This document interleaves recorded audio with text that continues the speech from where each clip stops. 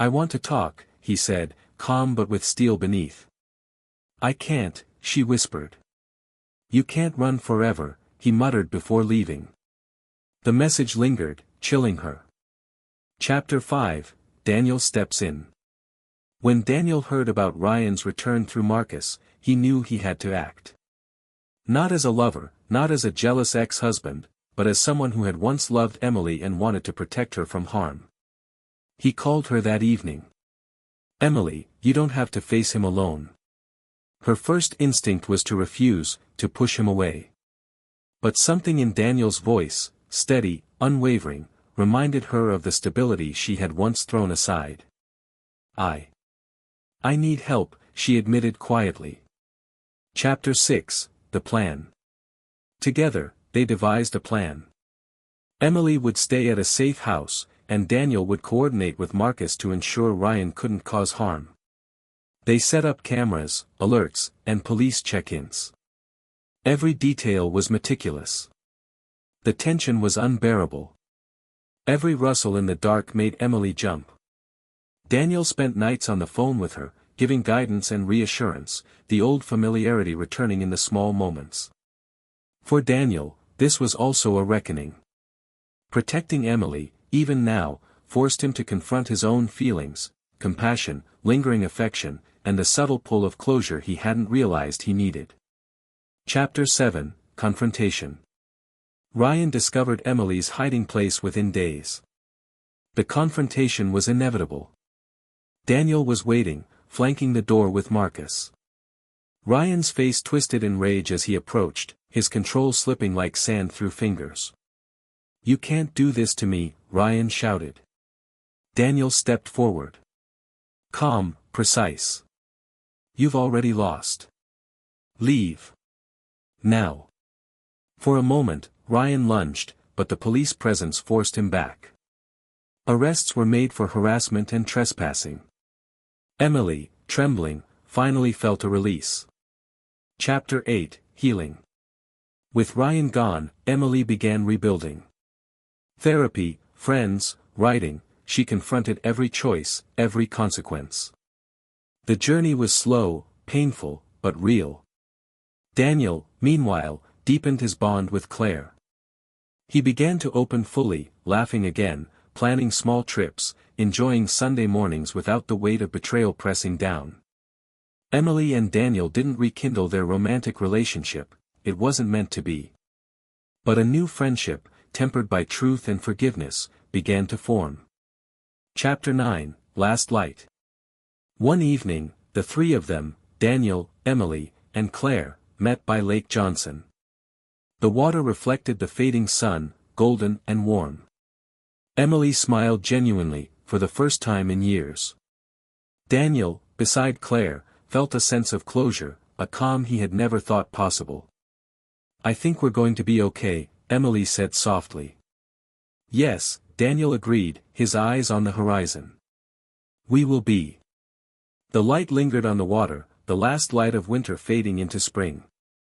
Raleigh moved on, and so did they, scarred, wiser, and stronger. Raleigh moved on, as cities always do. Scars remained, but so did resilience. Emily carried the weight of choices she could never undo. Daniel carried the lessons of betrayal but also the fragile beauty of renewal.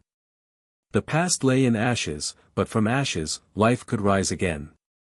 And so it did. The last light in Raleigh. Chapter 1, Shadows Lingering. Winter had faded, leaving Raleigh in a pale, damp spring. The streets glistened after rain, the dogwoods were in bloom, and yet Daniel Harker felt the shadow of the past pressing on him. Claire had been part of his life for 3 months. She was patient, kind, and careful not to rush him, yet Daniel couldn't shake the unease that lingered whenever he walked past a cafe, a park, or even the Oakwood Avenue street where he had lost Emily. Memories refused to stay buried.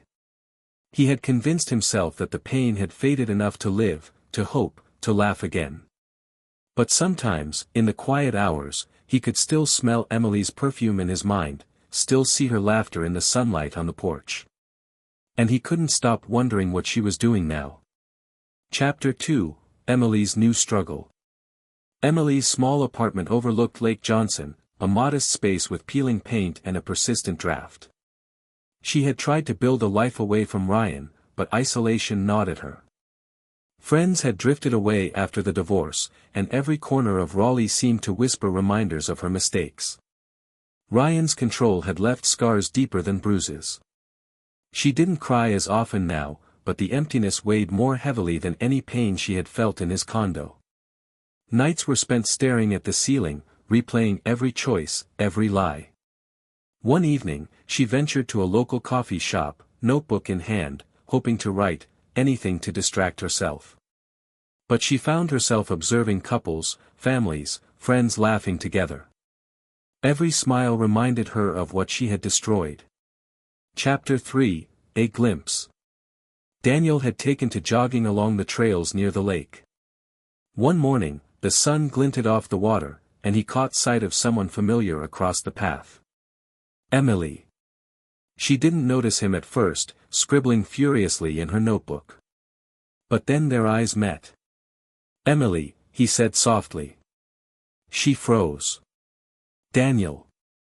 Her voice wavered between relief, fear, and something heavier, guilt. They didn't speak long. A nod, a few words, and then Ryan appeared from the other side of the trail, though not physically. It was the lingering sense of danger, of control. Daniel realized he couldn't confront her then. It wasn't time. Chapter 4, Ryan's Return. Ryan had vanished after the restraining order, but the storm of winter had not cooled his obsession. He began sending messages, subtle threats masked as apologies. At first, Emily ignored them, but as they escalated, she felt trapped. One night, she received a knock at her apartment. Heart pounding, she peered through the peephole. It was Ryan. Chapter 6, Collision. January brought a bitter ice storm to Raleigh, coating the city in silence. Daniel was driving home when he saw flashing lights ahead. A Nissan Maxima had skidded off the road, slammed into a tree. His breath caught. It was Ryan's car. Emily stood on the roadside, shaking, her arms wrapped around herself. Ryan raged at the tow driver, unhurt but furious. Their eyes met across the icy pavement. Daniel pulled over despite every instinct telling him not to. "You okay?" he asked her quietly. Tears welled in her eyes. She nodded, then whispered, "I don't know anymore." Ryan barked at her to get back in the car.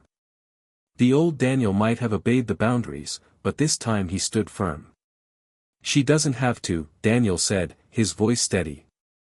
Ryan's glare cut like glass.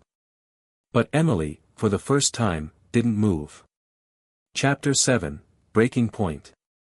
The storm was only the beginning. Over the next weeks, Ryan's control spiraled into rage. Neighbors called the police one night after hearing shouting. Emily showed up at Marcus's door the next day with bruises on her arm. Marcus called Daniel immediately.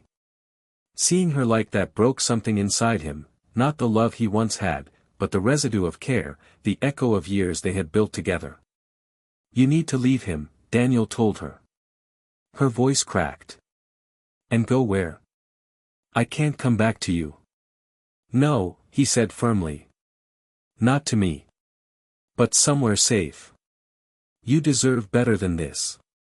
For the first time, she believed it. Chapter 8, Ashes. Emily filed a restraining order against Ryan. The gossip in Raleigh exploded, but she no longer cared. Her pride had crumbled. She moved into a small apartment near Lake Johnson, alone, stripped of the life she thought she wanted. At night, she lay awake, haunted by memories, Daniel's quiet strength, the home she abandoned, the marriage she destroyed.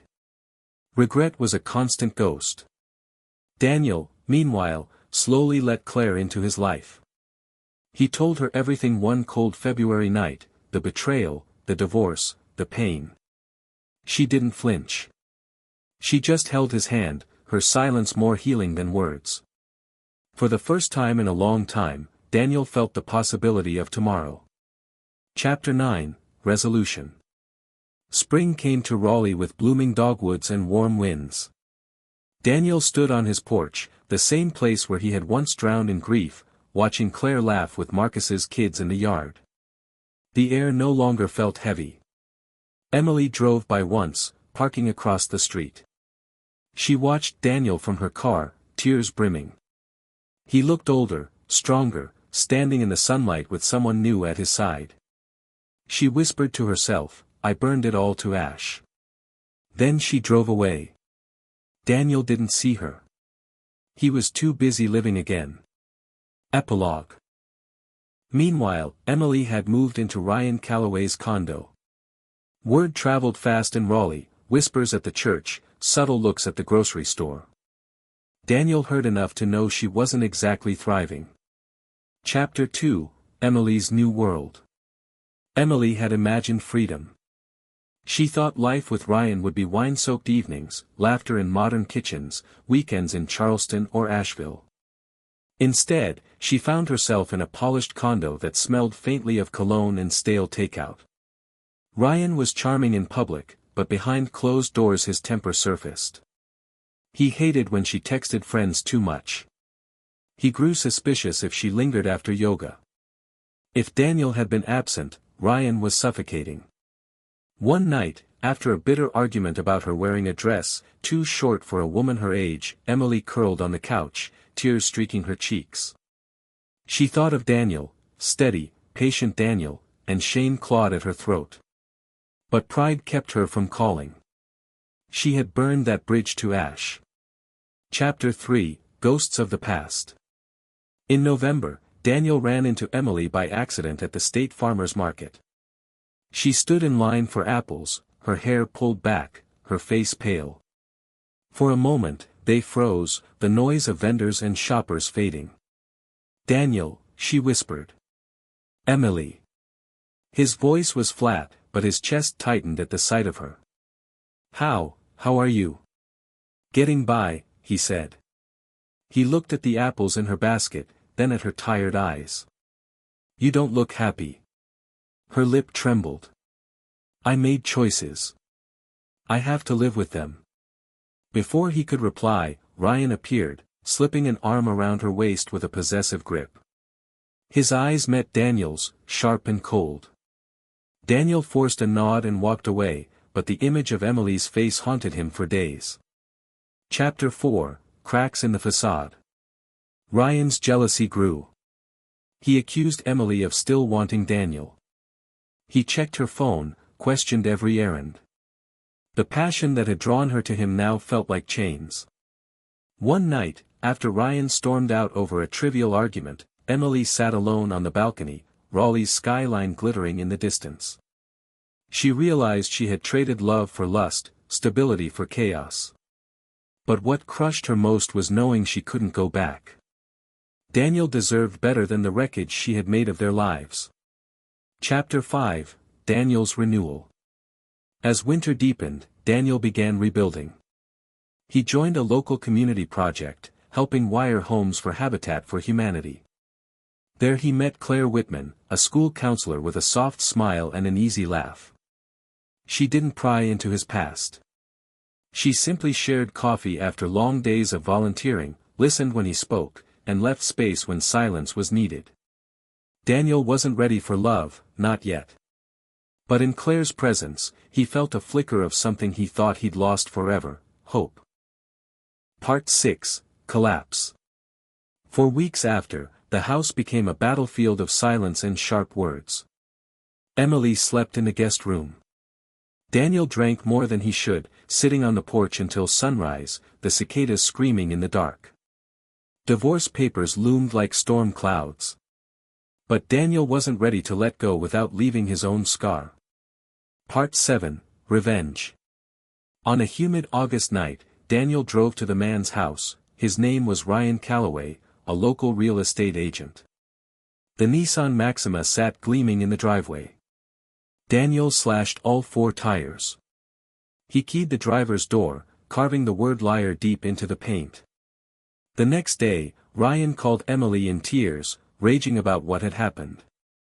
Daniel overheard from the porch. He didn't care. Let him feel a fraction of the wreckage. But revenge wasn't enough. Part 8, The Climax. When the divorce proceedings began in September, Daniel brought evidence, photos Marcus had discreetly taken, documenting Emily and Ryan together.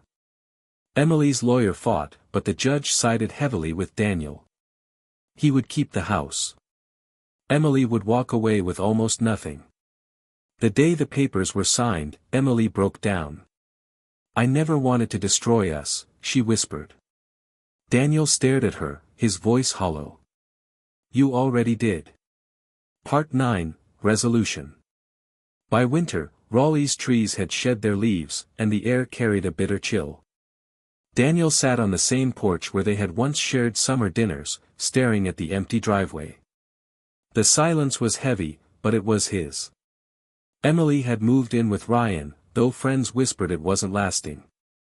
Daniel didn't care anymore. His life was scarred, but free. In the distance, church bells rang, echoing across the city. Daniel closed his eyes, feeling both the ache of loss and the strange relief of truth. His marriage had died, but he had survived. And sometimes, survival was enough. Chapter 1, Aftermath. The house on Oakwood Avenue no longer felt like a home. Daniel Harker had won it in the divorce, but victory was a hollow word when silence echoed through every room. He still woke some mornings reaching across the bed for Emily, only to touch the cool sheets. Raleigh's autumn had turned sharp and cold, the kind of weather that stripped trees bare and left them skeletal against the Carolina sky.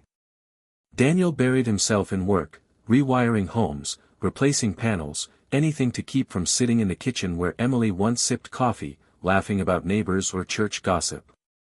But nights were harder. The loneliness pressed on him, thick as the dark. He tried bars downtown, tried beer with friends, even tried the dating apps Marcus urged him onto. Nothing stuck. Every smile felt forced, every conversation fragile. Trust had been gutted out of him like copper wire pulled from a wall. There was a car outside. Not from the neighborhood. She laughed it off. "Delivery guy. I ordered new yoga mats for class." Daniel nodded, but unease rooted deeper in his chest. He didn't believe her, though he wanted to. Part 3, The Unraveling. Weeks passed, each one pulling the threads of their marriage looser. Daniel began noticing things he couldn't unsee, the way Emily's phone lit up at midnight, the hushed calls she took on the porch, the lipstick stains on wine glasses when she swore she'd only had tea. One night, Daniel decided to test her. "Let's go to Asheville this weekend," he suggested over dinner. "Just you and me. Like old times." Emily hesitated. "I can't." "Book club retreat." "Book club retreat?" Daniel repeated. "Since when does a book club need a retreat?" Her fork clinked against the plate. "Don't start, Daniel. You're being paranoid." But the seed had been planted. Asheville had always been their place, a quiet mountain town where they'd gone on anniversaries. If she could turn it down so quickly, something else had a stronger hold on her. Part 4, Discovery. The breaking point came in July, on a night thick with southern humidity. Daniel's friend Marcus, a Raleigh police officer, met him for a beer at the Raleigh Times. After a few drinks, Daniel confided his fears. "I think Emily's seeing someone," he admitted. Marcus sighed. "Do you want me to run a plate if you get it? Might give you answers." 2 nights later, Daniel followed Emily. She told him she was meeting the book club at a cafe downtown. Instead, she drove west, past NC State, into a quiet subdivision. Daniel's heart pounded as he parked a few houses down. She pulled into a driveway, the black Nissan Maxima was already there. For a long time, Daniel sat frozen, watching Emily step out of the car, smoothing her hair, adjusting her dress. A man came out of the house, tall, athletic, his shirt untucked. He kissed her before they even reached the door. Daniel's chest burned. The world tilted. He barely remembered driving away. Part 5, confrontation.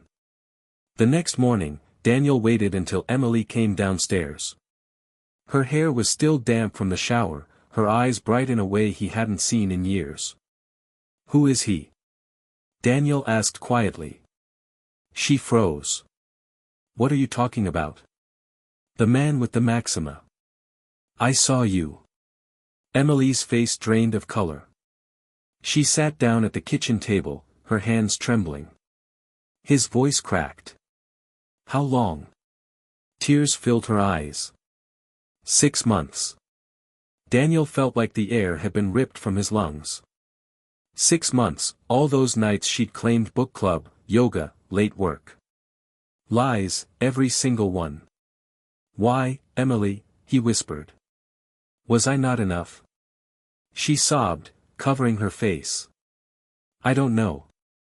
I didn't plan it. He makes me feel alive again. Like I'm not invisible." The words carved into him like knives. The rain had been falling in Raleigh for 3 days straight, turning the cracked sidewalks into a sheen of wet reflection. Daniel Harker sat in his truck outside the small bungalow he and his wife, Emily, had bought 6 years earlier, staring at the faint glow of the living room light through the curtains.